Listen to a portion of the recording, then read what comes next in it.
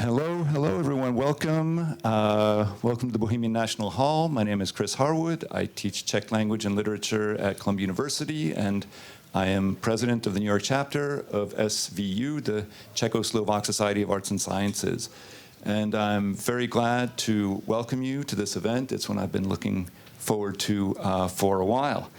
So before I introduce our distinguished speaker, we thought we were going to have a special guest here to pitch a program to help Ukraine. It looks like she did not make it, but I would encourage you to check this out anyway. This particular initiative seems like an excellent one. They actually have a wish list on Amazon, so if you have something in particular you would like to donate to support the people fighting for their freedom and independence there, I think this is a great opportunity. It's my great pleasure to introduce our featured speaker today, Thomas Ort, who is a colleague and a friend. He is professor in the history department at Queen's College, where he teaches modern European history. His greatest strength is on the topic he'll be speaking to us tonight, which is intellectual and artistic history of the interwar period. His academic and research interests extend through the 20th century, and he's involved right now in a fascinating research project on the assassination of Heydrich and the presentation of that assassination through the years in various media and in the way that memory is formed around it. Tom is the author of a marvelous book on this evening's subject. It does a great job of placing Čapek in the context of movements of the time. It's a great book. It's very meticulously researched. This is one thing I've learned about Tom over the years. He does not shoot from the hip. Everything that he's done is very carefully researched, and over the years, he's actually helped me realize that certain sources that I leaned on were not as meticulously researched. And so you can trust that everything in this book is very well founded, and it's also just beautifully written. The ideas are not all easy in and of themselves, but Tom does a great job of getting us through them. And even if you're like a little rusty on your Bergson or your Ortega y Gasset, Tom's writing is going to help you navigate these things and appreciate the role of Čapek in the trends of those times. We're really glad that he was accepted our invitation to talk about Čapek, and we think that the topic is absolutely of the moment. I want you to sit back and relax and get to know this remarkable figure better, and I know that Tom's talk is going to help us appreciate how much Čapek, born 135 years ago, how much his ideas are absolutely relevant to us today. Please welcome Tom Ort.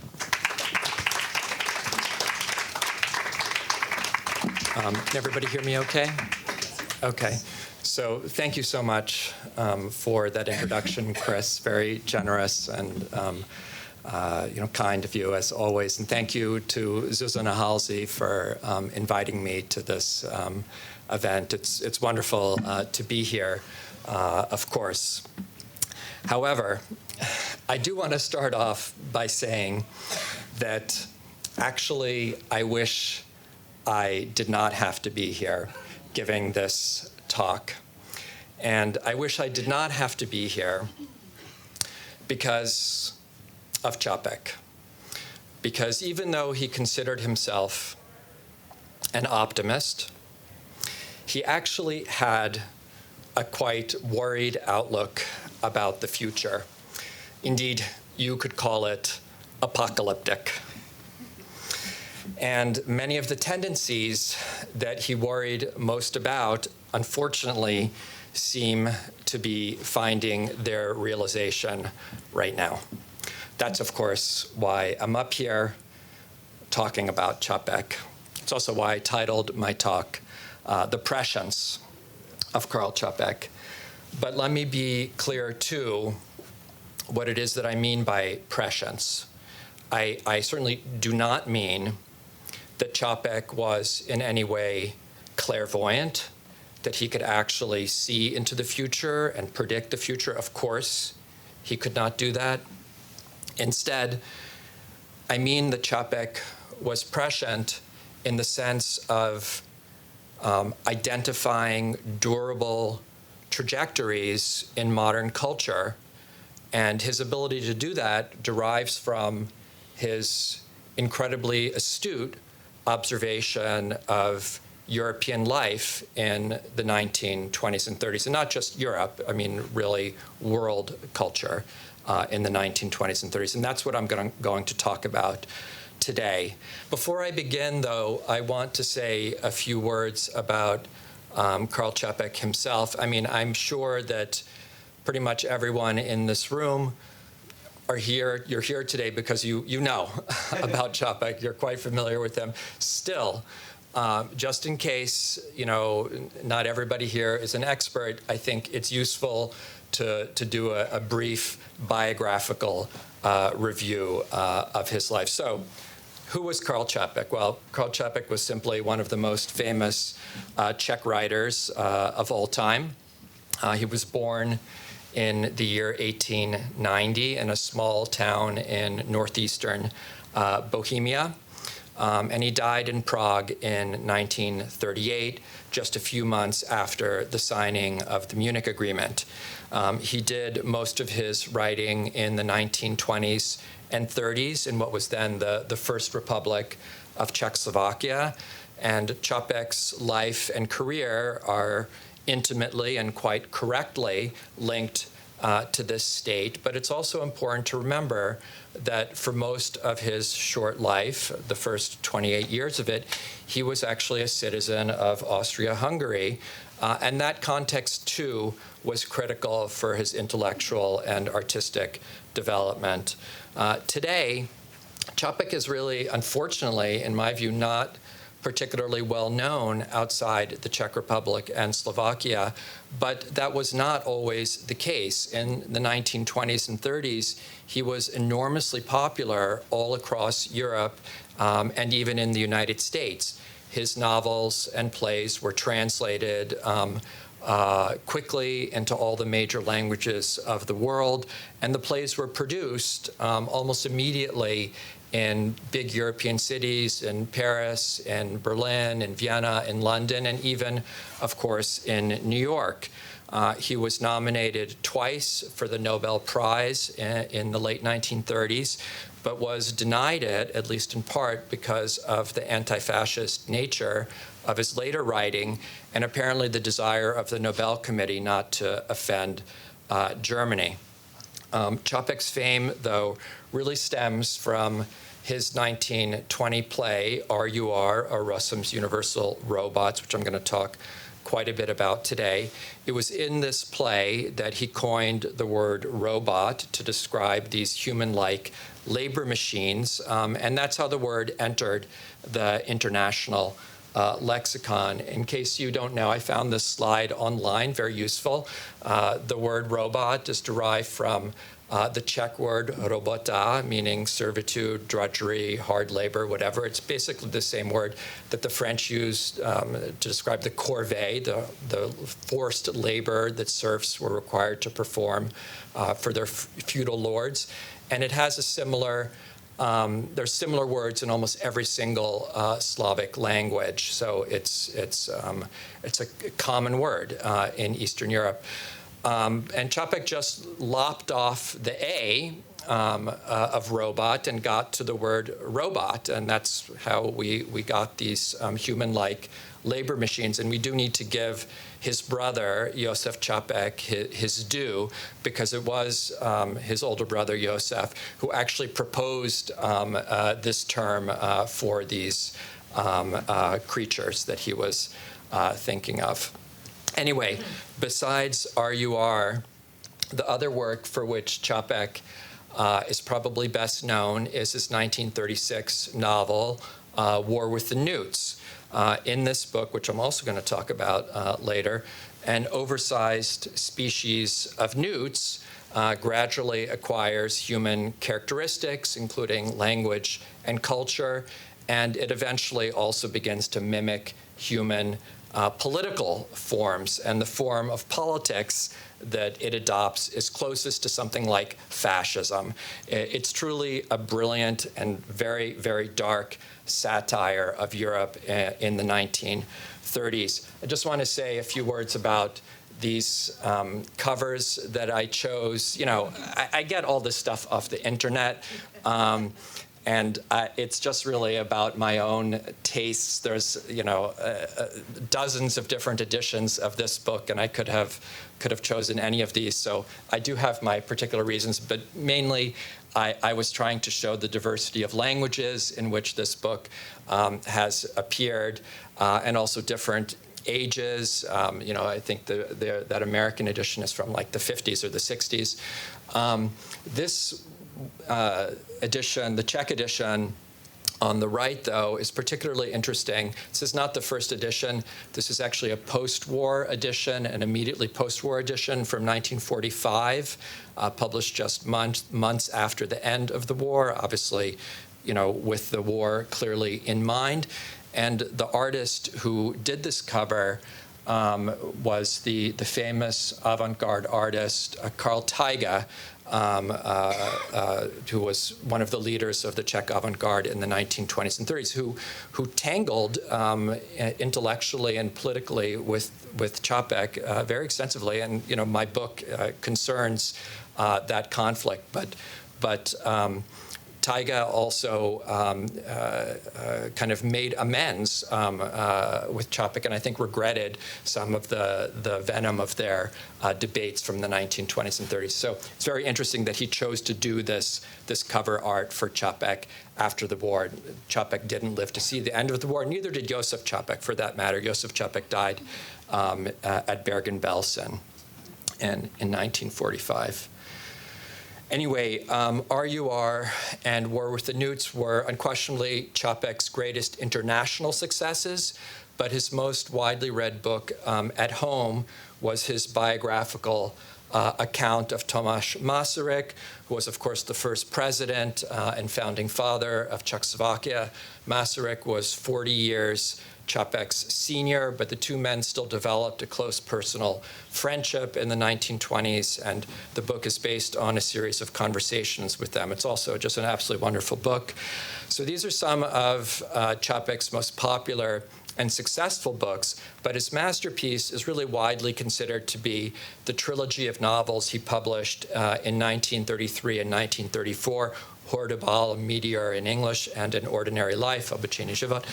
And these books are sometimes known as Čapek's epistemological novels because all of them concern themselves with problems of knowledge, and specifically with the capacities and limitations of different cognitive strategies. I also do discuss these three books at length in my own book, so I'm not going to speak at all about it today. Instead, I'm going to confine my remarks to just three of Čapek's texts. First of all, RUR, which I already mentioned. Second, War with the Newts, which I also talked about briefly. And finally, one of Čapek's plays from 1937, Bílá nemoc, or The White Plague. And the White Plague concerns the outbreak of a global pandemic, so it should be pretty obvious why it is that I want to speak about that work with you today. But let's begin with RUR.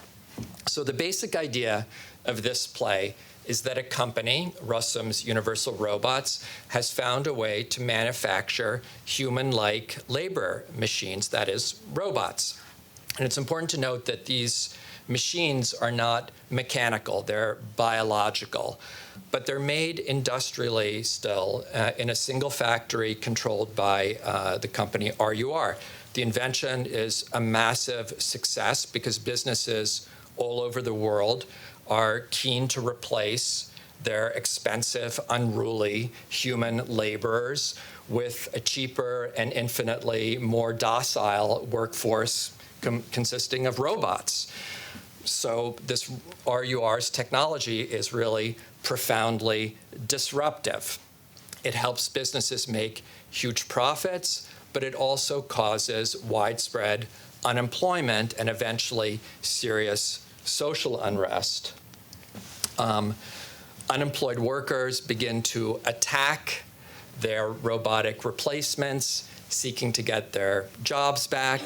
The tech bros of RUR, on the other hand, and I do think, I mean, obviously I'm making a reference to contemporary life, but there is a group of characters in RUR who truly, I think, are appropriately characterized as the tech bros, the kind of engineers that work for the company.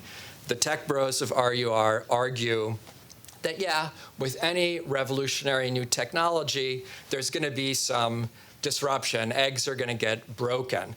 But they insist that the transitional period from the age of human labor to robotic labor, yeah, it will be difficult, but it'll be relatively short, and then we're going to live in this kind of utopia, and everybody will be happy. They really do preach a kind of techno-utopianism in which humans are liberated permanently from hard labor, and also in which the basic necessities of life essentially become free because all labor is performed by robots. Robots will do everything, and so most people won't need to work at all once we achieve this techno-utopia.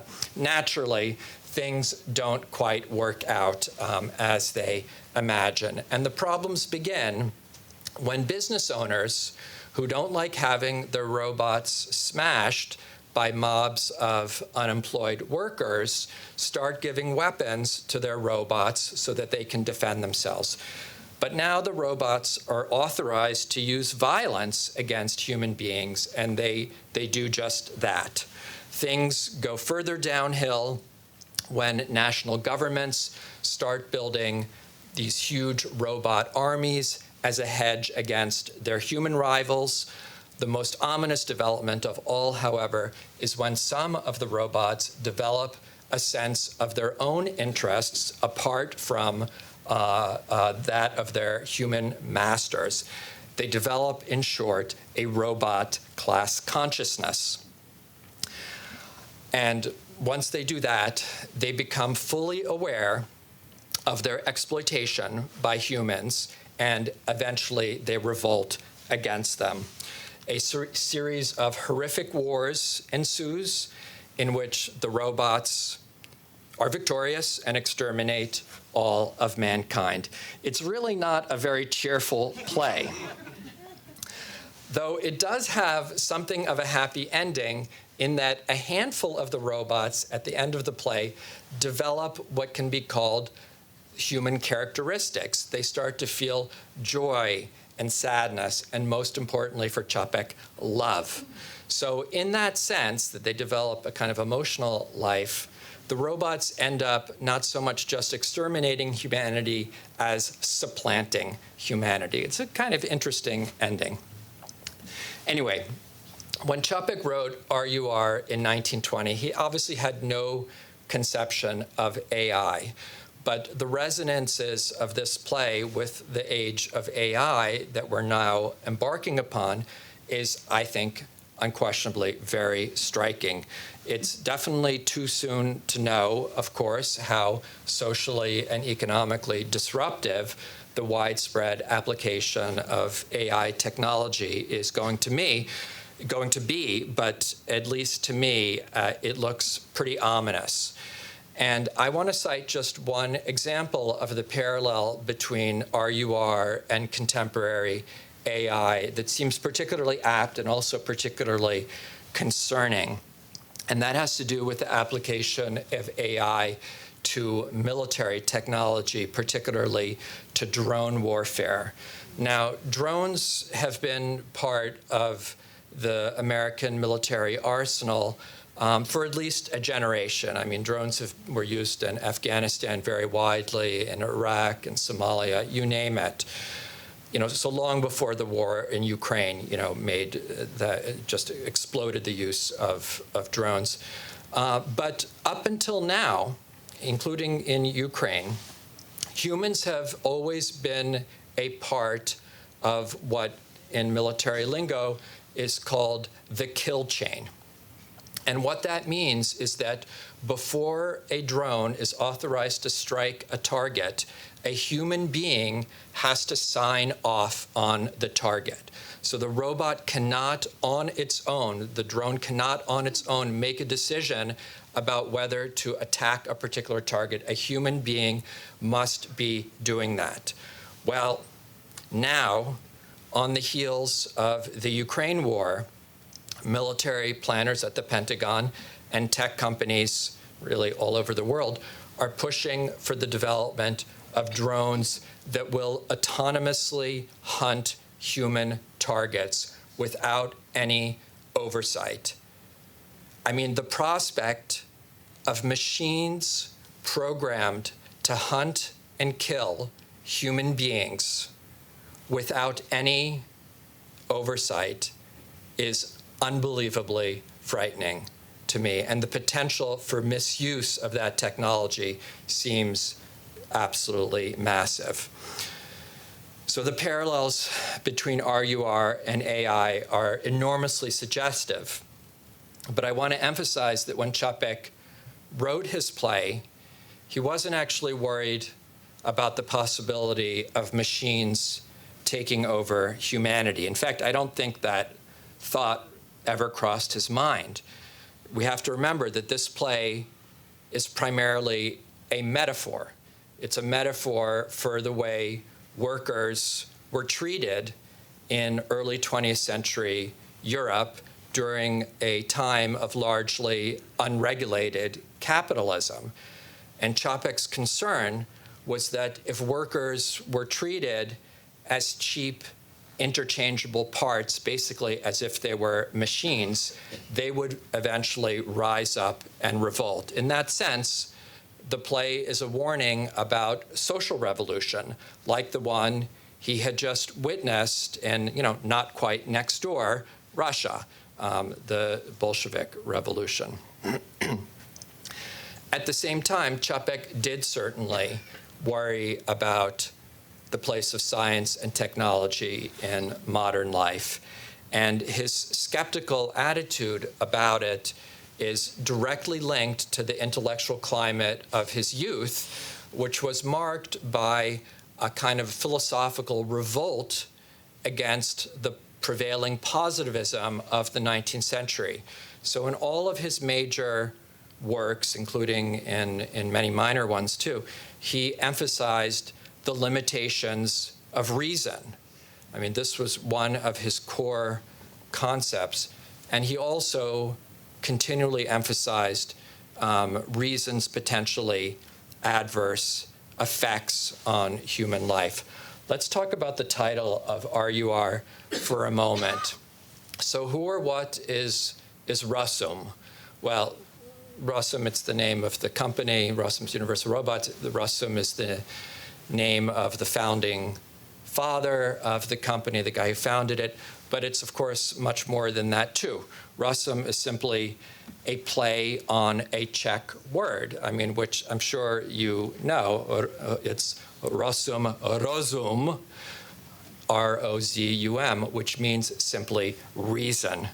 So the play's actual name, then, is Reason's Universal Robots. It's Reason's products that lead to the extermination of humanity. Having said that, Čapek's critique of reason is more than just a blanket condemnation. It's not quite that simple. In the play, he expresses, quite a bit of admiration for pure scientific inquiry, which is embodied by the original founder of RUR, who was a very lofty-minded scientist. For him, the real problems begin when scientific innovations are monetized and harnessed to a profit motive. And that, for him, was an extraordinarily dangerous combination. Čapek simply did not believe that when money was to be made, businesses could or would manage their technological innovations responsibly. And this, indeed, is the same dilemma that we face with AI, not to mention other technologies like genetic engineering. I'm going to move on because I want to talk about War with the Newts and the White Plague too. And these themes build on each other. War with the Newts, another image that I lifted from the internet, but I love it, explores a lot of the same themes as RUR.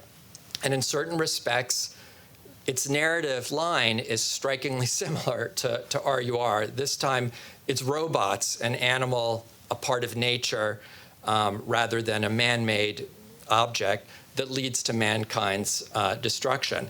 But Čapek makes absolutely clear that it's man that's responsible also for the problems that develop in this novel. So the novel begins with the discovery on a remote Pacific island of an unknown species of giant newts that are about the size of a child, let's say an 8-year-old child. They're discovered by a Czech sea captain who's engaged, a little bit unlikely, in the international pearl trade. And this sea captain, being a little bit of an eccentric, he takes a liking to the newts, and he eventually figures out how to communicate with them. Eventually, he trains them to collect pearl oysters for him. He learns, too, that the species is confined to just one shallow bay of this particular island, where the newts are sadly hunted relentlessly by sharks, against which they're all but defenseless. So this captain, he takes pity on them, but he also recognizes his own self-interest. He gives them knives, which they can then use to fend off attacks by the sharks. And that's very successful. And as a result, the newt population dramatically increases. And Captain Ventoch, as he's known, he collects a huge amount of pearls, but the pearl supply of the island is rapidly depleted because now the newts can just collect all the pearl oysters. The captain realizes, though, that if he transports the newts to other islands, he can just become fabulously wealthy in the pearl trade.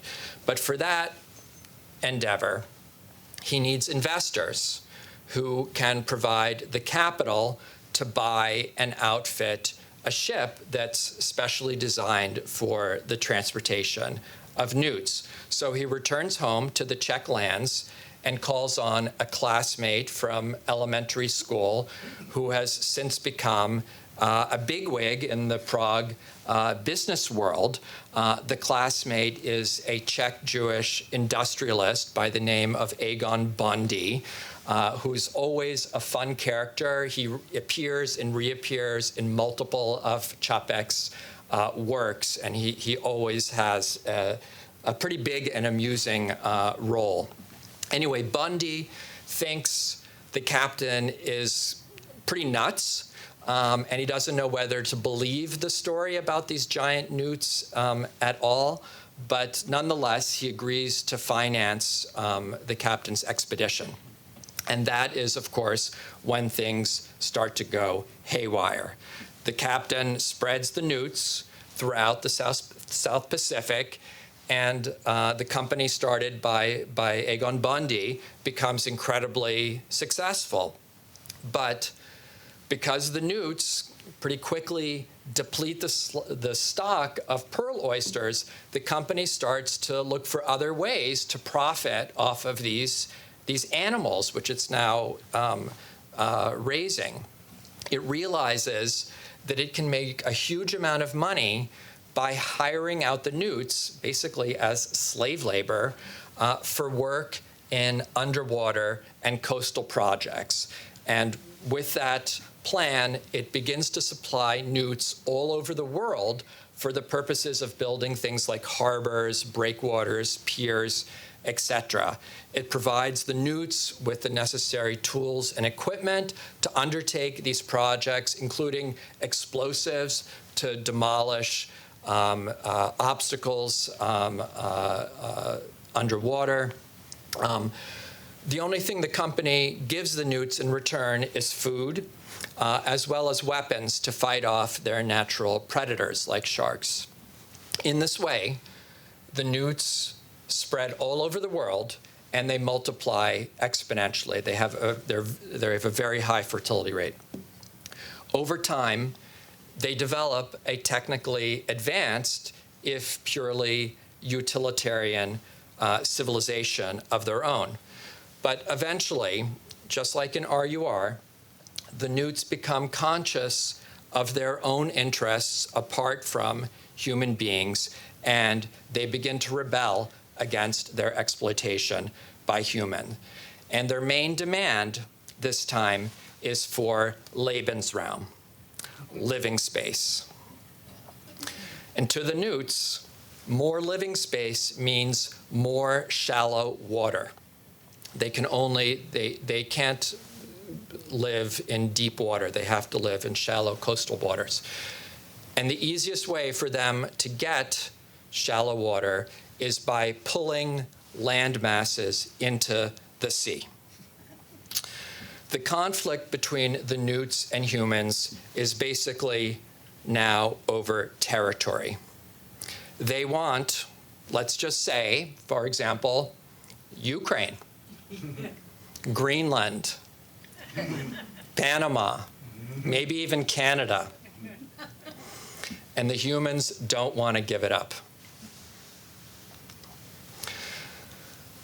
Because of human flaws, greed, selfishness, mistrust, the humans lose the fight against the newts, just like they lost it against the robots, and they are exterminated. Čapek's suspicion, so it ends badly too, okay? Čapek's suspicion of technological rationality is woven deeply into this novel too, but in this case, he really directs most of his ire at what he sees as the inability of humans to transcend their parochial interests and act collectively in the common good. So towards the end of the book, when it's become abundantly clear that the humans and newts are going to come to blows, Čapek has one character, who he names only X, deliver a powerful and prophetic warning to humanity. I can't, go through this entire warning. It's quite extensive, but it concludes with a handful of eminently sensible recommendations. Stop feeding the newts. Cease to employ them. Relinquish their services and stop giving them arms. Withhold supplies of metals and explosives. Don't let them have any more machines and war material. Form a League of Nations against the newts. All pretty good ideas. And yet, on the very next page of the book, Čapek explains that the business community rejects X's initiative on the grounds that stopping the sale of industrial equipment to the newts would harm business interests and maybe even cause an economic downturn. Agricultural interests likewise reject the idea of stopping selling foodstuffs to the newts for fear of cutting off an important market for farmers. Trade unions, too, refuse to endorse X's recommendations because they think that it might lead to higher unemployment. Finally, all national governments oppose the creation of an alliance against the newts because these states distrust each other so much that they simply can't put aside their differences to fight a common enemy. And so X's warnings go ignored.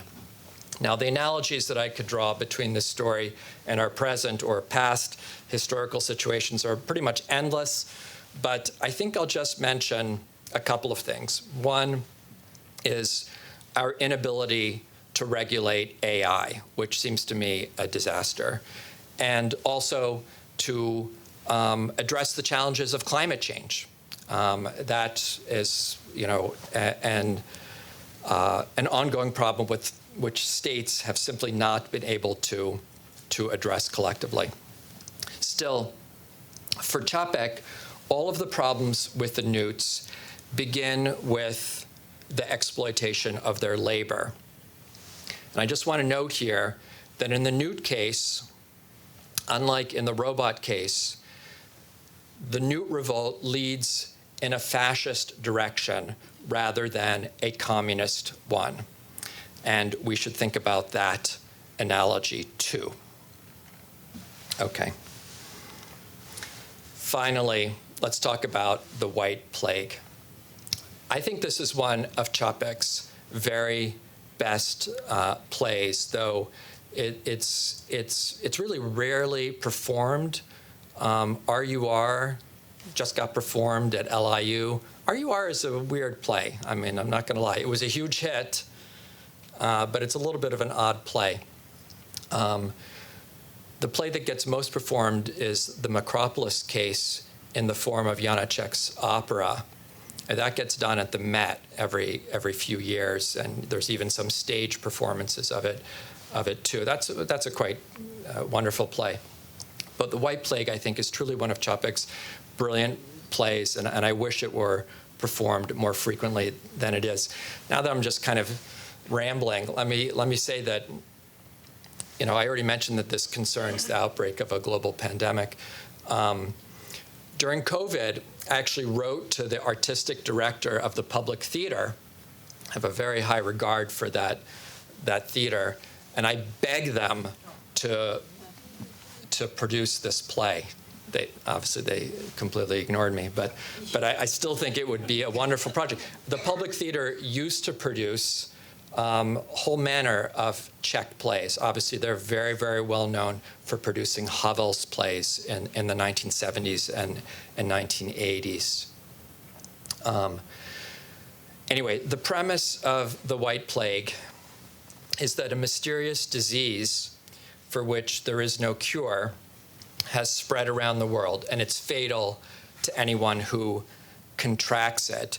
The action of the play takes place in an unnamed European country whose authoritarian ruler, who's known only as the Marshal, is bent on launching a war of territorial expansion.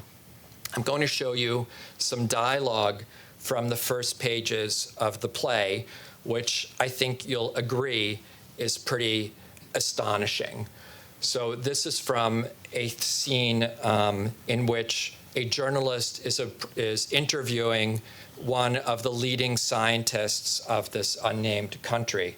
Journalist: is it very contagious? Sigelius: that depends. The layman will be unfamiliar with the microbe which transmits our disease.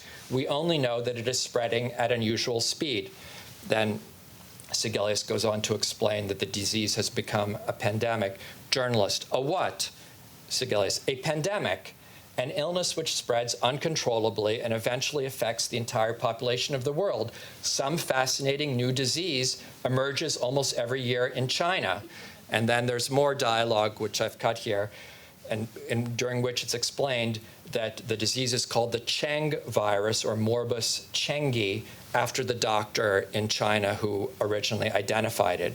Then Sigelius, after more dialogue, says, Morbus Chengi is highly infectious and affects only persons of 45 to 50 and upward. Wow. How did Čapek know this, right? This is the closest you come to thinking, like, wait, was he clairvoyant? Of course, Morbus Chengi is not quite the same as COVID, but still, it's pretty remarkable. Another quote. Čapek had a remarkable knack for satirizing European racial prejudices, which in slightly different form, I think which should be very recognizable to us today. So in this scene, a character just called the father, who's sort of a representative of the lower middle classes, a strong supporter of the country's marshal, and if it were today, probably Fox News viewer. Nonetheless, he's reading, a newspaper, and he's speaking to his wife. See, Sigelius here says it comes from China.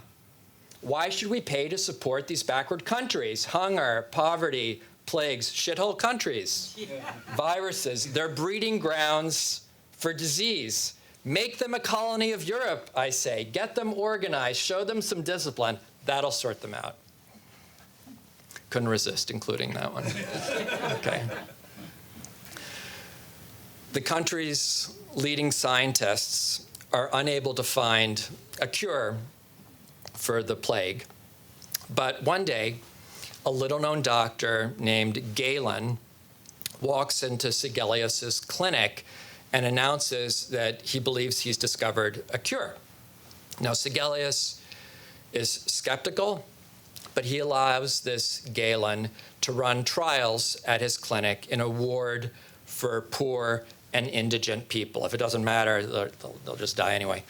The results are amazing, though. And Sigelius is ready to trumpet the news to the world. But Galen actually now places a condition on the dissemination of the cure. Galen says he will only make the cure available for general use if all the governments of the world, including his own, pledge to renounce war. He explains that he was a doctor in the last war, the First World War, and never wants to see the same kind of horrors again that he saw then. And until governments renounce war, he says he's only going to provide this cure to the poorest of the poor who don't have really any agency in the world. The wealthy and the powerful, on the other hand, he says they have a responsibility to use their influence to help bring about world peace. Now, Galen is undoubtedly engaged here in a form of blackmail. I don't think we should sugarcoat that. And he receives enormous pushback for it. Sigelius himself assails him as a madman or a traitor and denounces his pacifism. Sigelius, you're either a madman or a foul traitor. I order you to remember your duties as a doctor. Galen, as a doctor, it's my duty to stop people from killing each other. Sigelius, I forbid the expression of such views in my clinic. We do not serve some abstract humanity. We serve the state. This is a state institute. I'd rather the whole world croaked than suffer from your pacifist plague. So on reading the news of Galen's demands, the father character likewise lays into Galen. Traitor, what about our national glory, our living space? Think they'll hand it to us on a plate? Preaching against war is against our sacred interests, understand? If I had to choose between the plague and peace, I'd pick the plague. And his wife soon perishes of the plague. But Galen holds his ground, turning away even the dying mother of a colleague of his. However, as the rich and powerful begin to succumb to this disease, they start to rethink their opposition to Galen's pacifism, and eventually they appeal to the marshal to renounce war. And even some of the world's great powers also begin to sue for peace. Britain calls for an international peace conference. But the marshal resists all of these entreaties and launches his long-planned war of aggression anyway. At the outset of this war, fanatical crowds hail the marshal as a hero, as a great redeemer of the nation. But In the moment that should be the Marshal's greatest triumph, he too suddenly falls ill with the White Plague. The Marshal's only daughter pleads with him to call off the war immediately and accept Galen's terms. After much vacillation, the Marshal, staring death in the face, eventually relents. So I reread all of these plays in preparation for this lecture, and I have to admit that this scene, reading this scene, I could not get this image out of my mind. The early days of the war in Ukraine coincided with the end of COVID. And as I'm sure you'll recall, Putin was notoriously fearful of contracting COVID. And for years, he kept his distance from his closest advisors and even foreign leaders for visiting him. I mean, the internet is full of images like this of him and Macron sitting at opposite ends of huge tables. And there's all these memes to, ridicule it too. But I couldn't not think of the Marshal in this moment. Trump naturally sent Putin a dosage of the vaccine. Do you remember this? Even before it was widely available. This is basically almost a complete inversion of Galen's ethics, right? Instead of reserving the vaccine for the poor and indigent and waiting for the wealthy and powerful to make peace, he gives the war makers and powerful the vaccine first. Okay. I also stumbled across this cartoon, which I think is highly germane to this whole discussion. In any case, back to the White Plague. The Marshal relents eventually, and his daughter summons Galen to the palace. But on his way there, Galen encounters a crowd, and it looks like the play is going to be resolved happily, that the Marshal will be administered the cure, call off the war, and the world is going to be, we're going to have a Čapek play that ends on a high note rather than on the death and destruction of humanity. Not so fast. So on his way there, Galen encounters a crowd of pro-war protesters, and the following absolutely wrenching scene unfolds. These are Čapek's stage directions. The street, crowds with flags singing and shouting, "Long live our Marshal, war, war, war, war, glory to our Marshal." And then a character called the Son, who's the son of the father, the Fox News watching father, he says, "Come on, citizens, shout with me, long live our Marshal, hurrah for war." Galen, "No, no, there must be no war." Čapek's stage directions. Howls of, what did he say? "Traitor, string him up, we'll fix him." Galen, "There must be peace, let me through, I must get to the Marshal."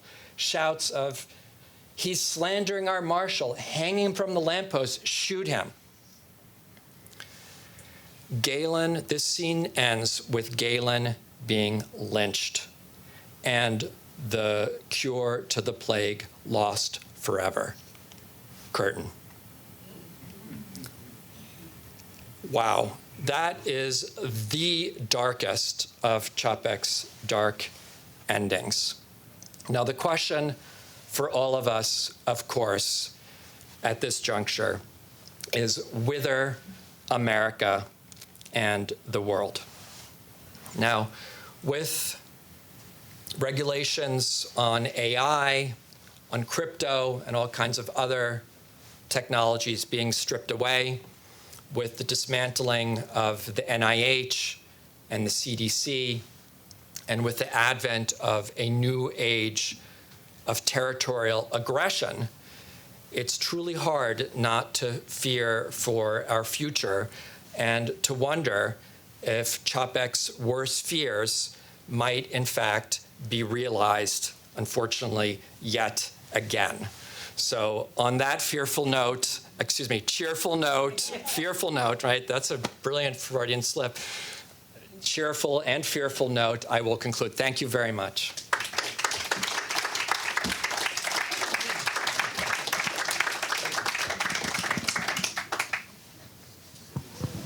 Well, I think Tom delivered as promised. So he's left us at a difficult spot, which is right now. Would anyone like to step in with a question either about Čapek and the text that Tom looked at, or about how it may relate to the present time? Or a comment. Don't be shy. It should be read and taught at all the schools. Yeah, good idea. A fine idea. I agree. She suggested that these texts be taught in all schools, and I think it's a great idea. Thank you very much for that. I'm always interested in the politics of translation and which authors get to live on far past their time and which don't. And Čapek is still read, but he's not read like an author like Jules Verne, for example. So I'm just curious if you can speak more to how he's fallen, not out of favor, but just fallen out of the hands of more readers around the world. That's a great question. I think I want to start off by saying that the way Čapek is generally understood today is as a science fiction writer. And, you know, questions of genres are fluid and they don't really matter all that much. But I do think it's a little bit misplaced in the case of Čapek. I mean, I don't want to deny anyone their desire to understand him as a science fiction writer. But in my mind, he wasn't really thinking about technology or the future so much. He was thinking about the 1920s and 30s, thinking about the very moment in which he was living. So these are projections into the future, but they were entirely about the present. And I think the best way to understand Čapek is as a satirist. You know, in the style of Jonathan Swift, you know, the best tradition of satire. You know, I think that him being understood as a science fiction writer has kind of pushed him into a kind of a category that is off to the side of great literature. And so I think that is, you know, one of the reasons for the fact that he's not read as much today. You know, there may be some other reasons too. Some of the writing is very topical, and it didn't age all that well. I think White Plague is one of the plays that aged very, very well. But you know, War with the Newts, I think, is absolutely brilliant, and I highly recommend it as a novel for anybody to just pick up. But there are all kinds of references in it that are not immediately obvious to the reader, you know, today, almost 100 years later. The same is definitely true with RUR. I did go, Susanna and I, as well as my dad and my parents-in-law who are here in the audience, we all went out to that showing of the production of RUR out on Long Island a couple of weekends ago. And it reminded me of, it was so enjoyable for me to see it, but it also reminded me of how flawed that play is. You know, Čapek undoubtedly was a little bit of a sexist. I mean, a little bit is kind of underplaying it. And that comes through very, very strongly in this play. and I think would not be received well. I think it was quite bold of the director to actually stage it. And so not all of his even most famous works have traveled very well. Macropolis Case definitely does. It's a great play. It stands on its own. It gets performed, most commonly in the form of the opera, but it really stands in its own right. The White Plague, I think, should be more performed. I think those books, the trilogy, just are a masterpiece, but somehow they kind of have dropped off of people's radars because they think of Čapek as primarily the author of War with the Newts and RUR. And here I am. Of course, I talked primarily about those texts. However, I didn't in my book on Čapek. There, I put the emphasis on actually the trilogy is the main text that I discussed there. I hope that's partly answered your question. Yeah, I would be remiss if I didn't say anything. Yes. I think Čapek was in general very disappointed with Europe. I think in his time there was the thing called the United States, and they always, or at least a couple of times, came to rescue Europe. What do we do now? I think my only answer, and considering that I am your father, you should give this lecture to the UN. Thank you. If I'm invited, I'll go. I would like to add something to what you mentioned on the Long Island University performance. What was happy news about is that the kids who were performing in the play, they actually selected the play, which was amazing. They was not assigned to them, but one of the students found this play, and they brought it to the rehearsal.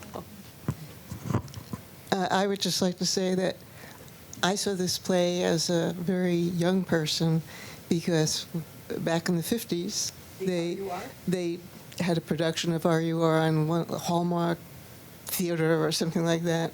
And I remember coming home from like junior high school and seeing this really strange play and thinking, wow, that's great. So I think, I don't think it's that, even though it has a lot of flaws, as you said, I think it would capture a lot of young people's imagination. But sort of parallel question, I thought it was funny, Jules Verne was brought up, and so two comments. One, this idea of a genre, putting it into a genre, I wonder if that's uniquely American, because I can't imagine Europeans would put it in that genre.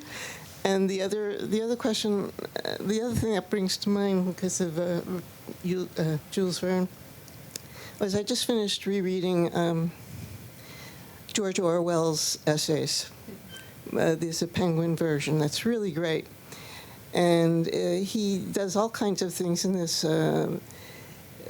which are also very parallel.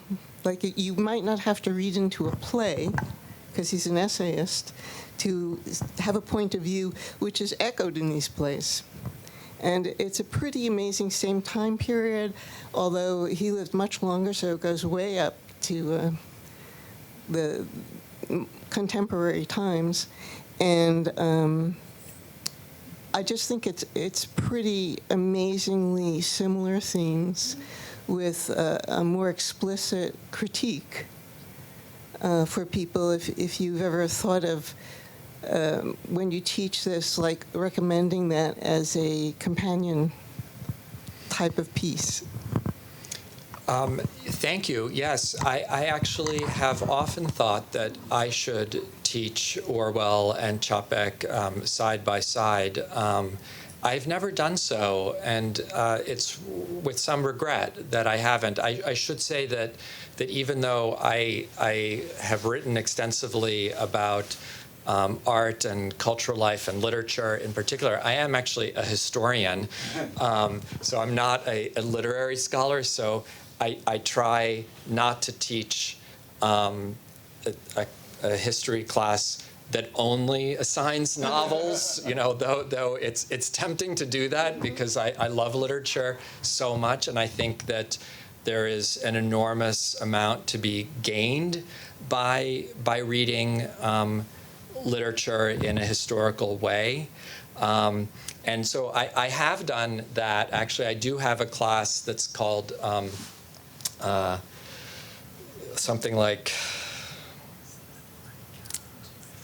I don't remember the title that I gave it, but we basically read Kafka, Hašek, and Čapek.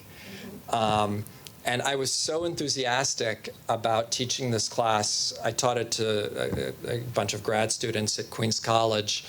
And I thought it was going to be just the most fun class that I've ever taught. I think I called it The Cultures of Prague, Czech, German, and Jewish, or something like that.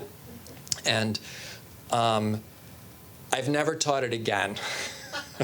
So that tells you something. It was actually quite difficult because I felt like it was such an uphill battle to create a deep enough understanding of the context in which these great works of literature were produced that the students could barely have purchase on the text because they did not understand the context. So I sort of failed in my endeavor to teach them historically, and maybe this is why they're more taught in literature classes where you don't emphasize the context quite as much and understand them as texts that sort of stand on their own. That was the reason I mentioned these essays, because they sort of flesh out some of those issues. And he even had quite a few essays that were literary critiques, like Right. Dickens and Yeats. And I just reread the one on Yeats, which basically was talking about fascist tendencies. Well, listen, I think you're absolutely right, and it has occurred to me before to put Orwell and Čapek side by side, and I think I got to do it, despite the lack of success of the last go around. So thank you for reminding me of that. Great connection. Okay, well, thank you very much. This is very interesting, and actually, this was kind of my introduction to Čapek. So I'm glad I did the little biographical overview. The one overview that I keep thinking from what you were talking about is the idea of change, and this is something that there's been a lot of changes. I think today we deal with more change than Čapek could even imagine at this point, and that change usually works out good or okay. People are afraid of it, and I just sense in what you were saying that there was this fear of change. And I'm at the point where I think that change is usually good. It's a transition people are afraid of.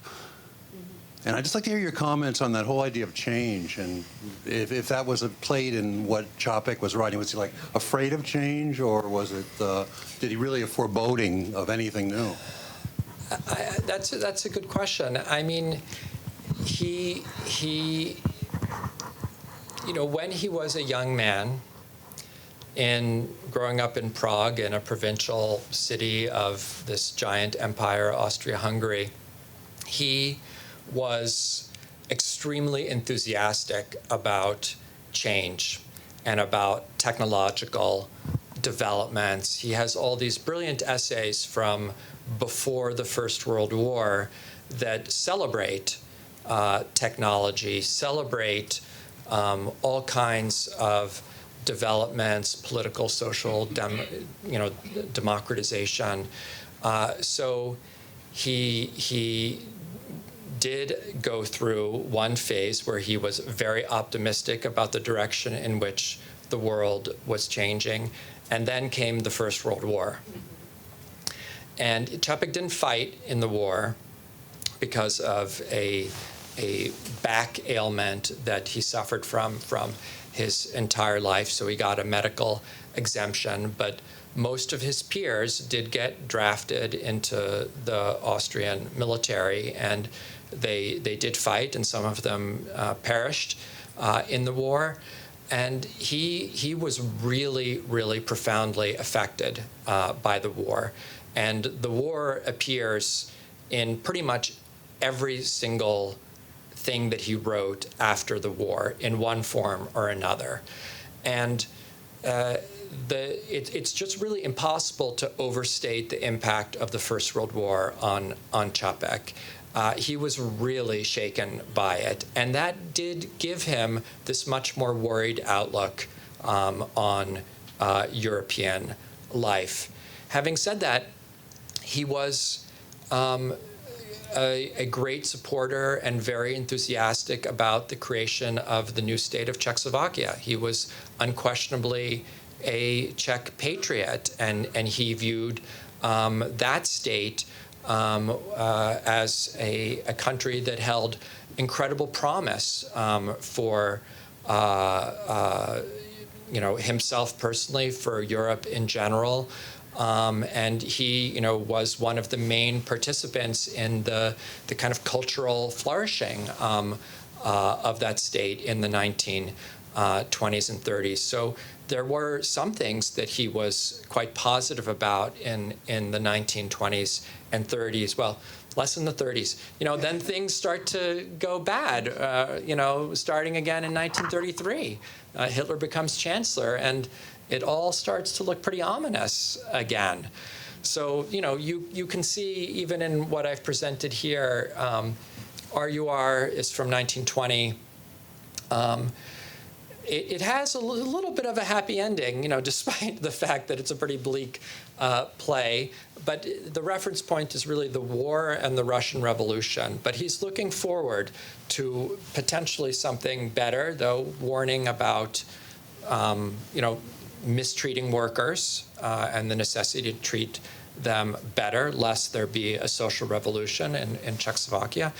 But by the 1930s, RUR, War with the Newts and White Plague are already from the mid to late 30s, and his outlook is not very positive by then, for sure. And it only got darker, as you can see with White Plague. Even though it was, from what you're saying, not his intent to be a science fiction writer, it's still astounding the things that he thought of. Just the idea of biologic tissue being used to make artificial humans, that's just being started now, using Right. genetic methods. And I think more than H.G. Wells, he predicted advances.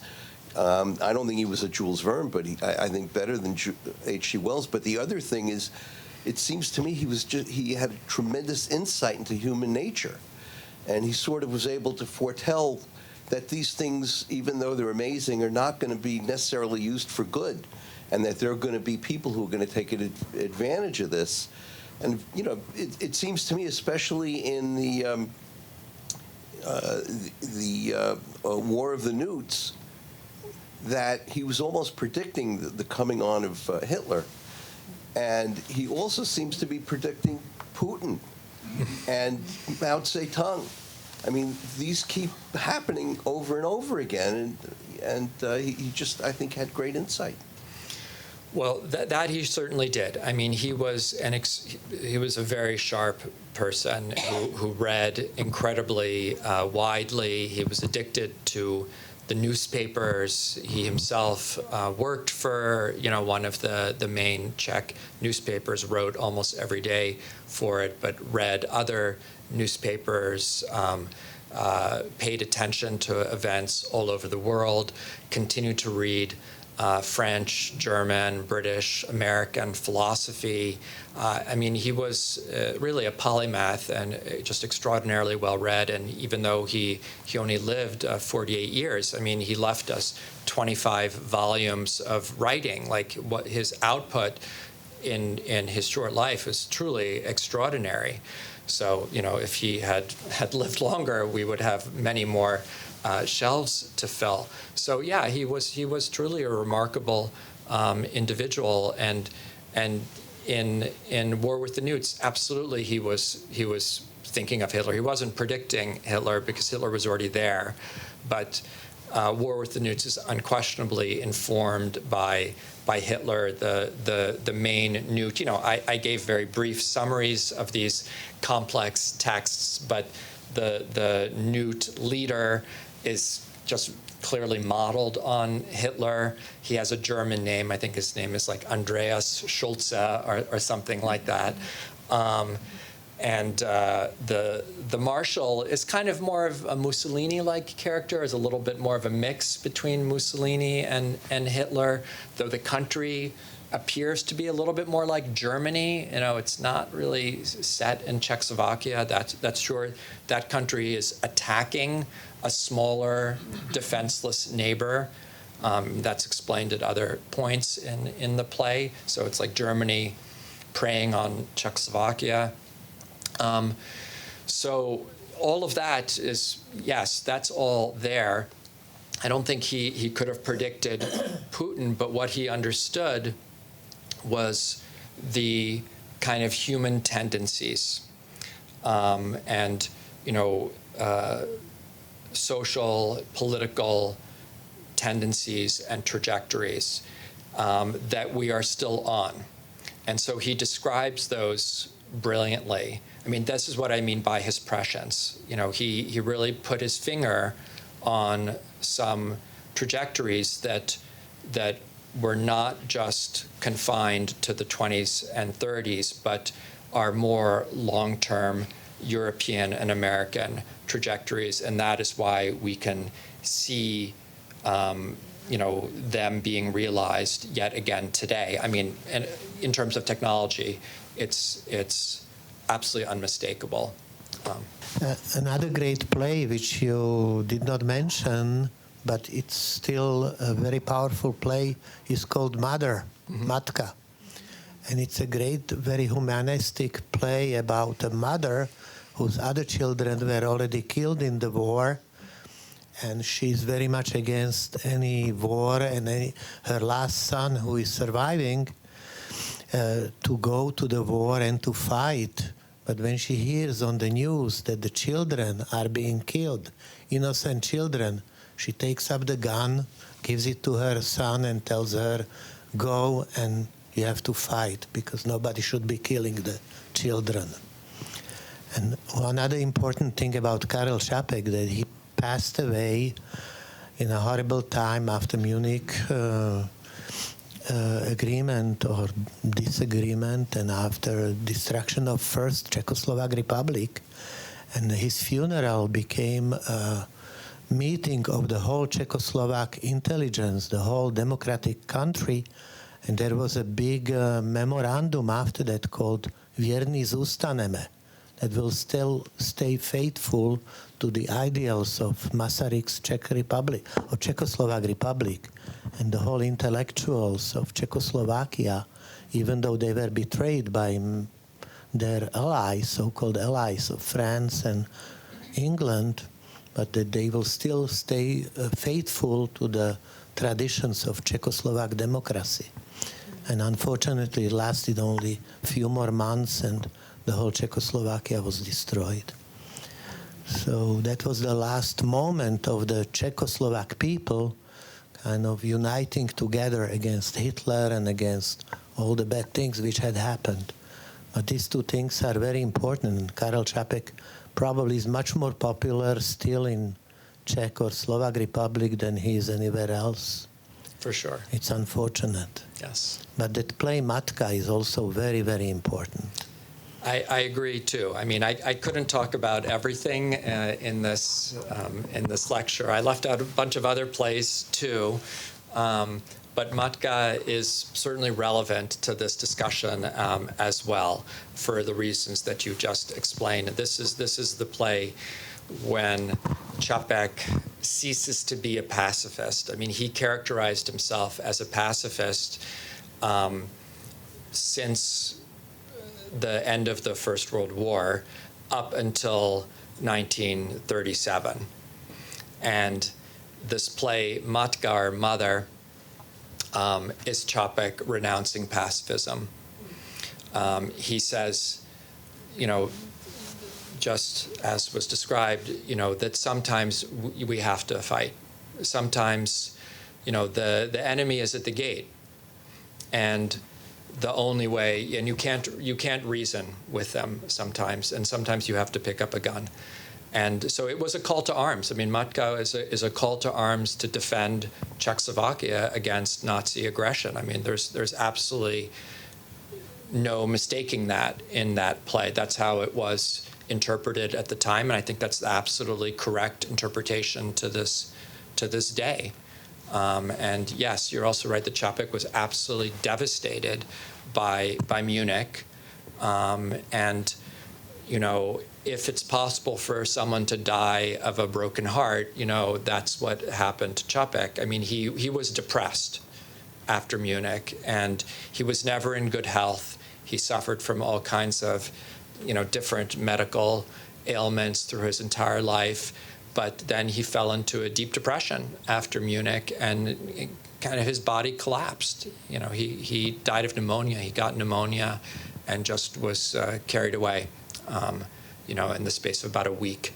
Absolutely tragic. Yeah. On a happy note. Do you know? He also was a great humorist. He was a great humorist and a fairy tale writer for children, and children's books are just totally charming and fascinating. But my question is, do we know for what work was he nominated for a Nobel Prize? And I've heard that 7 times. I've heard only twice. I tried to nail that down when I was writing that book. And I think the correct number is twice. But for something specific? I could be proved wrong. No, it's Wikipedia. I don't know. Wrong. Anyway, I think he was nominated for War with the Newts, is one of them. And I don't remember the other. It could have been for the White Plague. I think it was in 36 and 37 that he was nominated, but I would have to double check that. But he was nominated. He was nominated. And why didn't he get it?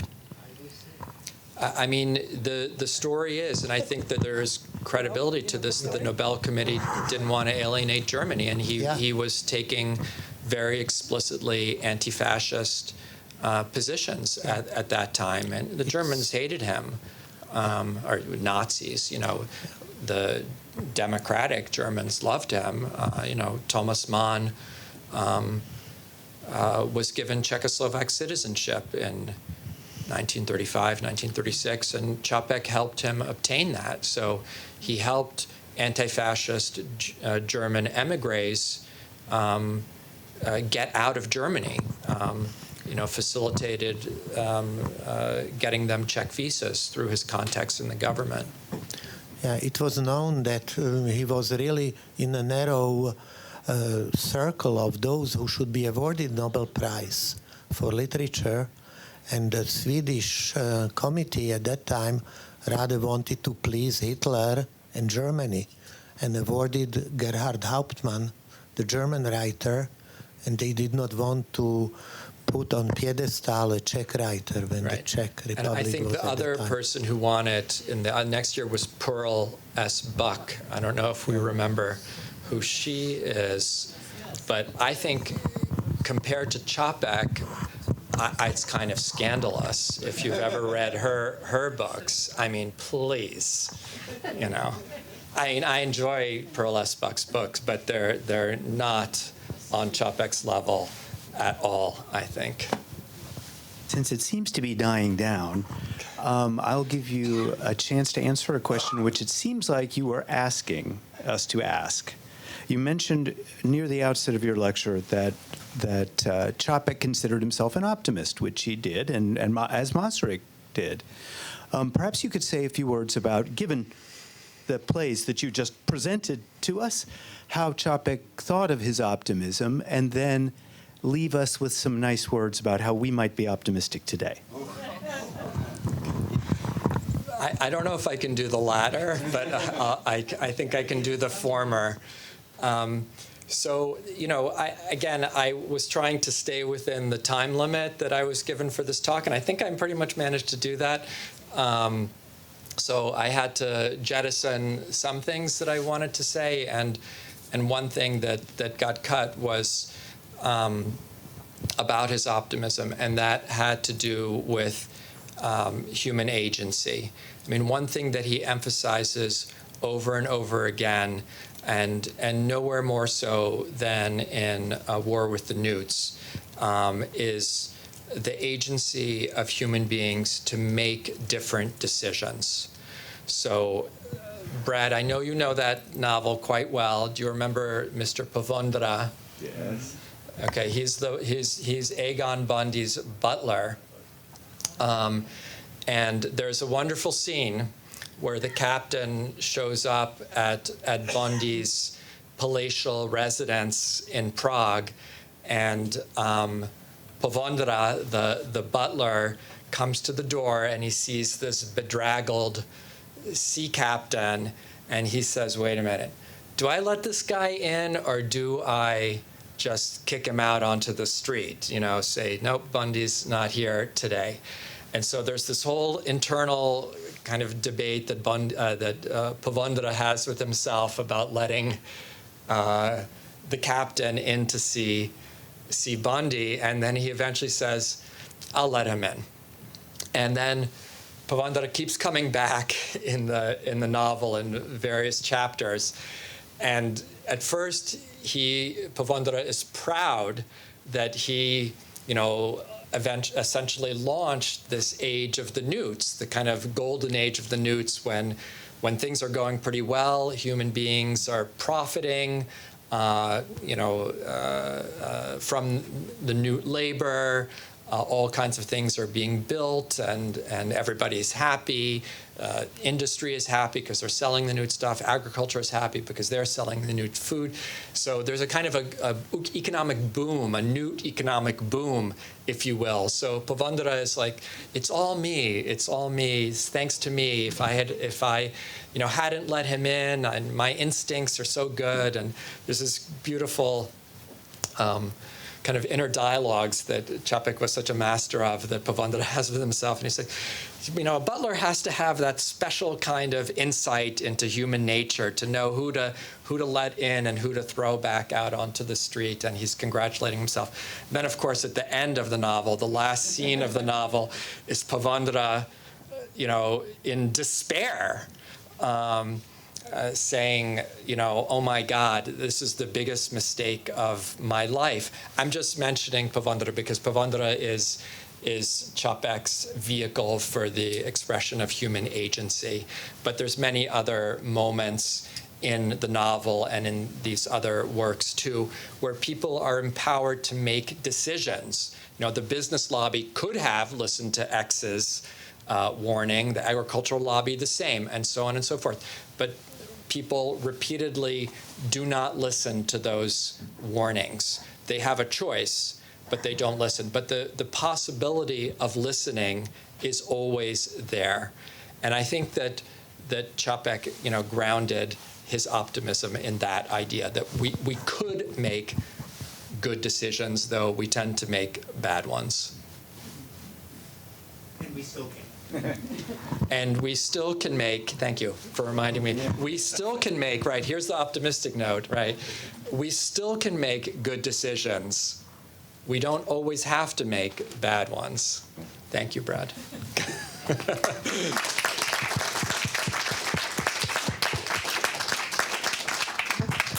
Thank you, Tom.